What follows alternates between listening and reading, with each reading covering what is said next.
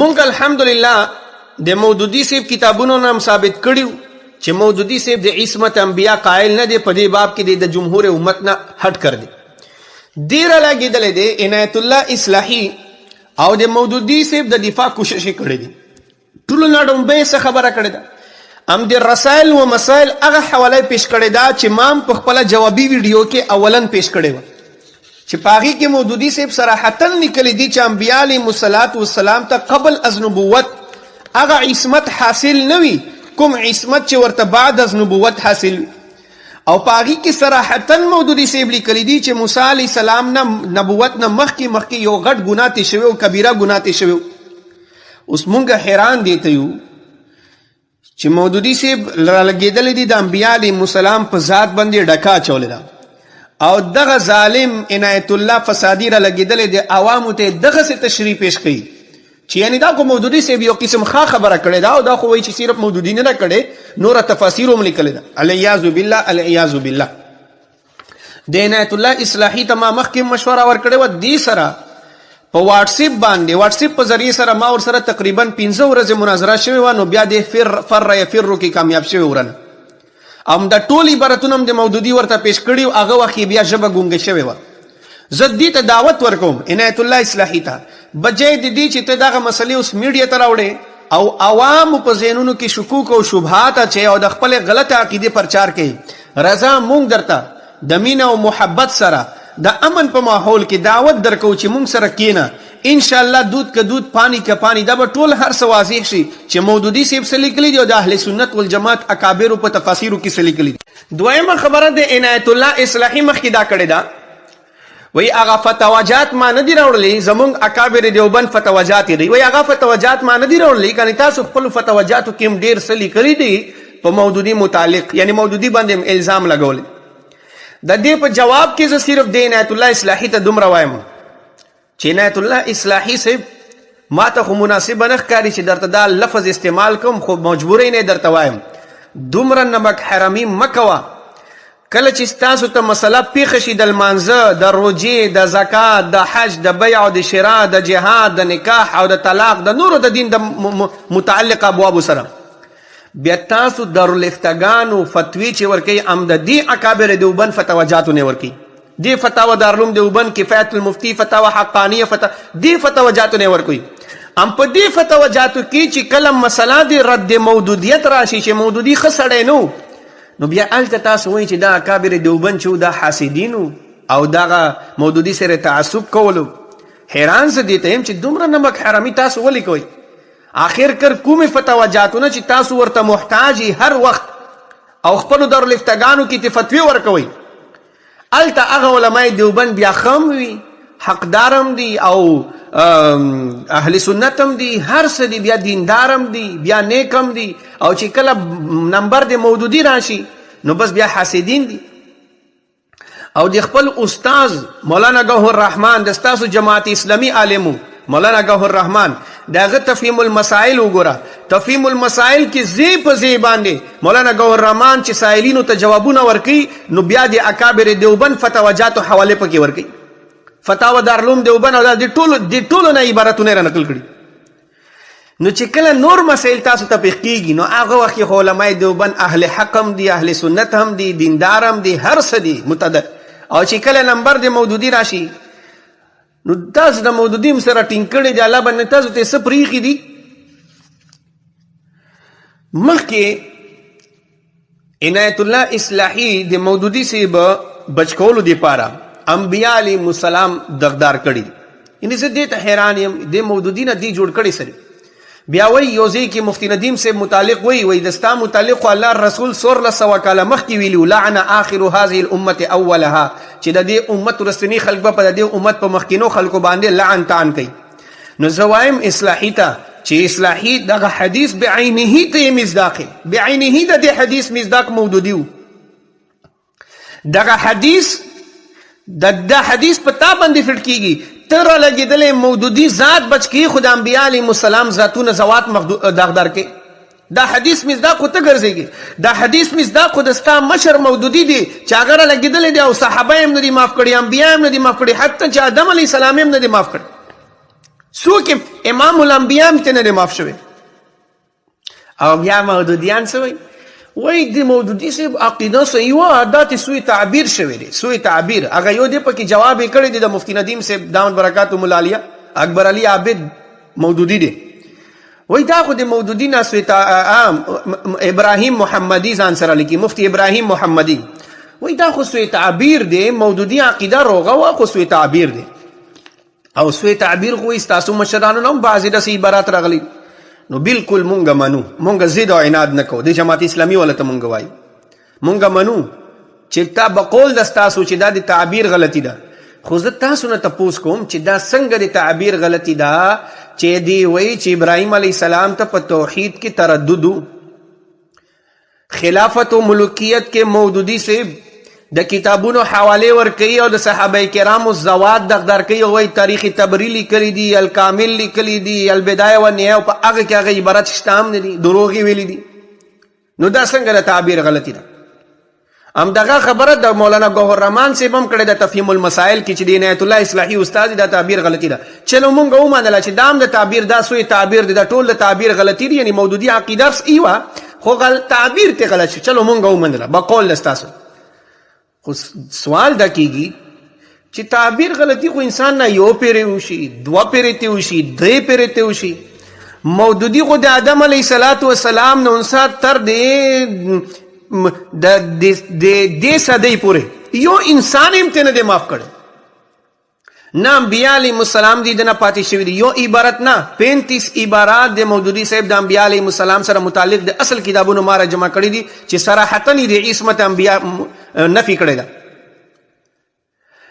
یوم نه دی، دوام نه دی. نو دا څنګه سوی تعبیر؟ دا خو سبا قادیاني به هم وایي چې یاره مونږ عقیده صحیح ده خو سوی تعبیر شروع، شیعګان هم دغه وایي چې سوی تعبیر شوی دی. نو دا څنګه انسان یو پیرې خطا شي، دوه پیرې؟ نو مودودي خو چې کوم کتاب وچاته د غلاظت به پکې کړي. بهرحال اوس مونږ زو هغه عباراتو ته چې کوم عبارات عنایت الله اصلاحي د مودودي صاحب د تایید دپاره ناکامه دفاع کړې ده، کوشش یې کړې ده او پیش کړي دي. هغه ټول عبارات د څه سره متعلق دي؟ د حضرت آدم علیه السلام هغه واقعه ده چې هغه شجر خوړلی، الله منع کړی چې دغه شجر ولا تقربا هذه الشجره، دې شجرې ته به تاسو نږدې هم نه ورسئ. آدم علیه السلام د حکم مخالفت ته وشو او هغه یې وخوړو. نو دینه د ثابتې د تفاسیر حواله ورکړي دي، تفسیر کبیر دی، تفسیر ابن جریر دی، تفسیر قرطبی دی، نور دا ټولو باندې ان شاء الله زه درته راځم. خو په دې ټولو نه مخکې زه د دې واقعې لږ پس منظر درته بیانوم. ګورئ په دې باندې خو د امت اجماع ده چې انبیا علیهم السلام معصوم دي، ګناهونو نه پاک دي. عصمت انبیا د امت اجماعي عقایدو کې ده. اوس دې کې اختلاف دی چې د انبیا علیهم السلام چې معصوم دي د شرعن دي که عقلن دي، دا یو ځان ته جلا بحث دی. خو دغه د جمهور امت په دې باندې اتفاق دی چې انبیا علیهم السلام معصوم دي. باقي زه انشاءالله مخکې درته راځم. خو بل طرف ته د آدم علیه السلام هغه واقعه چې قرآن بیان کړې ده، وعصا آدم ربه فغوا، چې آدم علیه السلام الله د شجر نه منع فرمایلی و، نو هغې نه د الله د حکم مخالفت وشو او شجر یې وخوړو. نو دې واقعې نه معلومیږي او الله هغې کې الفاظ داسې آدم علیه السلام دپاره استعمال کړي دي، عصا آدم ربه، چې آدم علیه السلام د خپل رب نسیان وکړو، فغوا او د غوي غایت کې مبتلا شو. اوس دا آیت خو صراحتا د عصمت انبیا خلاف دی. بل طرف ته د اهل سنت عقیده ده چې انبیا علیهم السلام معصوم دي. اوس به دې ځای کې څه کېږي؟ نو جواب د دې بالکل آسان دی چې انبیا علیهم آدم علیه السلام چې د کوم شجرې خوړلی دا اړو ګناه اوم نه،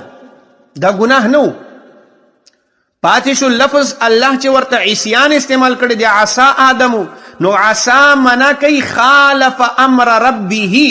د خپل رب د حکم مخالفت کړو. د رب د حکم مخالفت، د مخالفت په دوه قسمه باندې دی. یو مخالفت بالقصد دی چې انسان په خپل قصد او ارادي سره مخالفت د الله کوي، دا ګناه دی. او یو مخالفت بالنسیان دی چې انسان نسیانن یو خبره یو حکم الله ورته کړی او هغه ته هیر شي زینه موتلی او نسیانن هغه حکم مخالفت شي دا ګناه نه دی. ان شاء الله زه بقاعده د تفسیر او حواله درکوم ځان درته نه وایم. آدم علیه السلام چې د شجر خوړلو دا نسیانن او دغه وعصا آدم ربه فغوات دی آیت نه مخکې الله جل جلاله سوره طه کې هم دغه فرمایي ولقد عهدنا الى آدم من قبل فنسي ولم نجد له عزما چې آدم علیه السلام ته په دینه مخکې مونږه تاکید کړو خو آدم علیه السلام بیا زمونږه خبره ته هېره شوه فنسیه نسیان ورته وشو ولم نجد له عزما او د هغه کار کولو هغه اراده نه وکړي. نو نسیانن چې کوم کار وشي هغه ګناه دی نه اړو. اوس اعتراض دا کیږي چې چلو آدم علیه السلام شجر خوړلو نسیانن ګناه نه نو چې ګناه نه نو الله ورته عتاب ولې کړی دی ګرفت یې ولې شوی دی آدم علیه السلام بیا توبه ولې ویستلې ده. سوال کیږي د دې سوال جواب مفسرینو کړی ان شاء الله په ټولو حوالو زه درته راځم. د دې سوال جواب دا غړي چې بعضی اوقات په نسیان باندې هم د انسان پکړ کیږي. دا نه ده چې یو څیز ګناه نه دی او انسان یې وکړي نو په هغې باندې به د انسان ګرفت نه نه کله کله د انسان ګرفت په یو داسې عمل باندې هم کیږي چې هغه ګناه نه وي نسیانن وي. او د دې مثال امور شرعیو کې د مثال موجود دی. امور شرعیو کې د دې مثال داسې دی لکه مثال کې طور باندې په حالت صلات کې المانځه کې چې کله انسان نسیانن خبرې وکړي په ویره سره خبرې وکړي بھول کر خبرې وکړي په المانځه کې نو لمونځ یې ماتېږي که نه ماتېږي ماتېږي که نه. نو کله کله نسیان سره هم د انسان گرفت کیږي. خو البته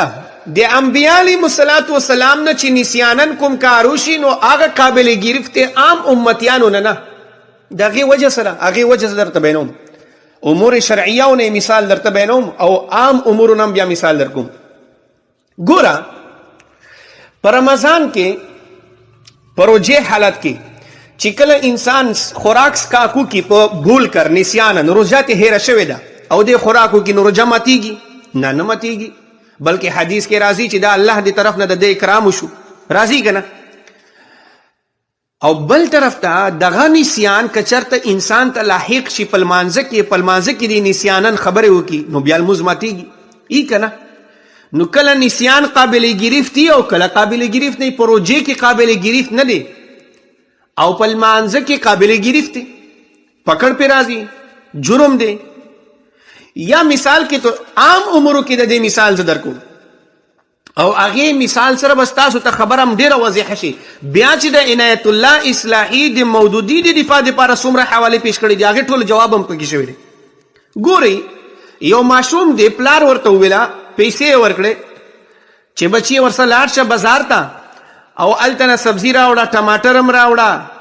پیاز هم راوړه او دا سبزي هم راوړه دا هم راوړه مالګه هم راوړه غوړي هم راوړه چینی هم راوړه مچس هم راوړه 10-12 څیزونه ورته شمار کړل چې دا راوړه ورسه بازار ته. هغه ماشوم لاړو بازار ته سامانونه راوړل کور ته راغی او پلار ته تپوس کوي چې ټول سامانونه دې راوړل هغه ورته چې پلاره ما نه مالګه هیره شوې ده هغه هم نه ده راوړل نور هر څیزونه م راوړل خو مالګه ما نه پاتې شوې ده هغه رانه هیره وه. نو زه ستاسو نه تپوس کوم چې دې صورت کې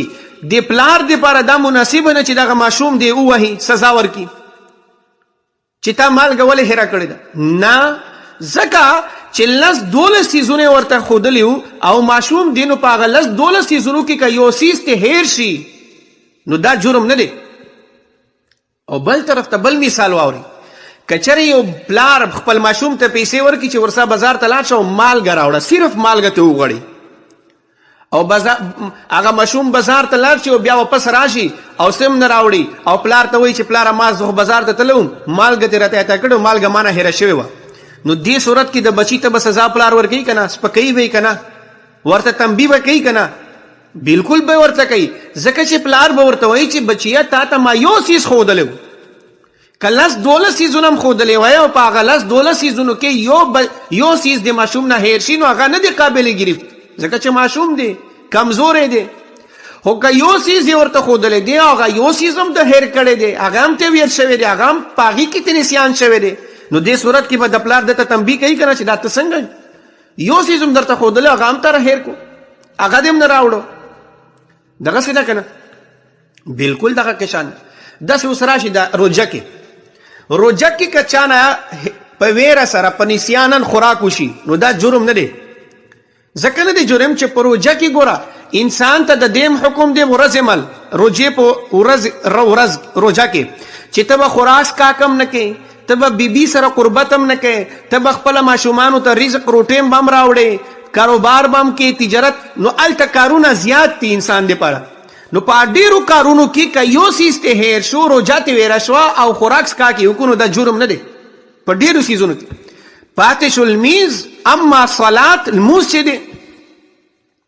او دغه مثال زه ځان نه درته وایم دا امام رازي رحمت الله علیه په تفسیر کبیر کې بیان کړی انشاءالله زه درته راځم. پاتې شو لمونځ په لمانځه باندې چې کله انسان ودرېږي نو اوس دې انسان ته د الله طرف نه حکم صرف دغه دی چې ای انسانه ته به اوس بل کار نه کوي صرف بل لمانځه ته توجه کوي نو په هغه یو حکم کې چې انسان نه نسیان وشي نو هغه قابل ګرفت دی او په لمانځه کې ځکه بیا لمونځ په نسیانن خبرو کولو سره لمونځ ماتېږي. بالکل همدقه شان آدم علیه السلام په جنت کې الله ورته هیڅ حکم نه وکړی صرف یو حکم یې کړو چې لا تقربا هذه الشجره دې شجر ته نږدې ما ورسه اوس په هغه یو حکم کې چې آدم علیه السلام نه نسیان وشو نو دا قابل ګرفت نو ځکه آدم علیه السلام ته الله عتاب کړی دی خو دا نه وه ګوره چې انبیا علیهم السلام اوس معصوم نه دي او هغه ګناه نه ګناه نه دا راځي زه انشاءالله د تفاسیرو حوالې درته وایم. ګورئ دا ملا علی قاری رحمت الله علیه د الفقه الاکبر کې امام اعظم ابو حنیفه رحمت الله علیه قول لی وی والانبیاء علیهم السلام كلهم منزهون عن الصغائر والکبائر والکفر والقبائح انبیاء علیهم السلام وی چې منزه دي صغیره ګناهونو نه کبیره ګناهونو نه کفر نه نور قبائح نه وقد كانت منهم زلات وخطايا البته انبیاء علیهم السلام د پر زلات او خطایا یعنی اجتهادی خطایا نشته زلتون جمع ده او جلتون معنا کوي استرسال الرجل من غیر قصد انسان یو کار وکي خو دغه کار اراده نه هغه موږ دوام تعبیر په خطا اجتهادي سره کولی شو انبیاء علیهم السلام نه خطا اجتهادي کیږي د دې په شرح کې مولا علی قاری رحمت الله علیه شرح فقه الاکبر کې صفحه 57 باندې وایي وخطايا أي عثرات بالنسبة إلى ما لهم من أعلى المقامات وإذا د انبیاء علیهم السلام په نسبت سره بعضې سیزونه خطایانې ګوره انبیاء علیهم السلام نه چې کله نسیانن یو کار وشي نو هغه قابل ګرفت الله ورله تنبیه کوي عام امتیانو نه چې نسیان وشي نو قابل ګرفت نه خو ګناه نه دی انبیاء علیهم السلام هم که یو کار نسیانن وکړي ګناه نه داسې عام امتیان هم چې کوي هغه ګناه نه البته د انبیاء علیهم السلام ته په تنبیه عتاب کیږي. بیا مخکې مولا علی قاری رحمت الله علیه وایي کما وقع لآدم علیه السلام فی اکله من الشجرة على وجه النسیان د آدم علیه السلام چې کوم شجر خوړلی و هغه به نسیان په طریقې سره او دا تقصیر زله وه بغیر د قصد نه وه اجتهادي خطا وه. مخکې واورئ تفسیر قرطبي کې د قرطبي حواله ویلې ده که نه د عنایت الله اصلاحي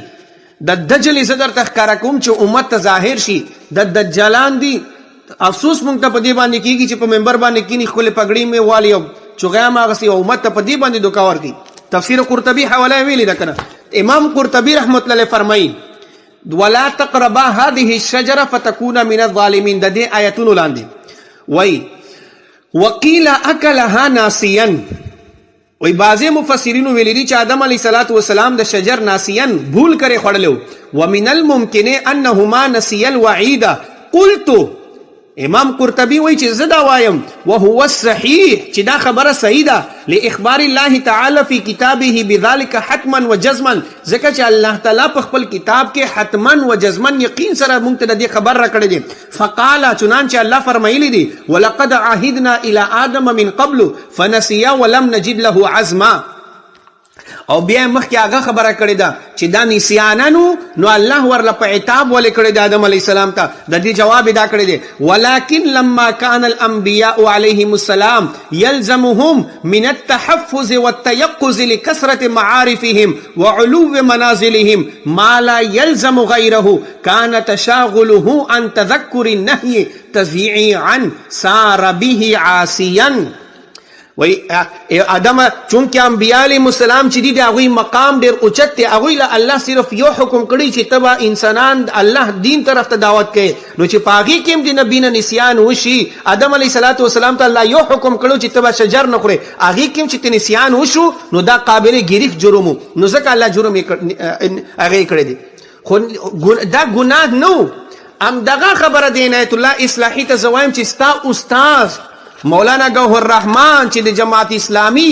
ریډ کی ہڈی کی حیثیت لرو داغه تفہیم المسائل جل 1 صفحه 234 باندې تپوس ته شوی دی د دې واقعې متعلق مولانا گوہر رحمان صاحب جواب کې ورته وایي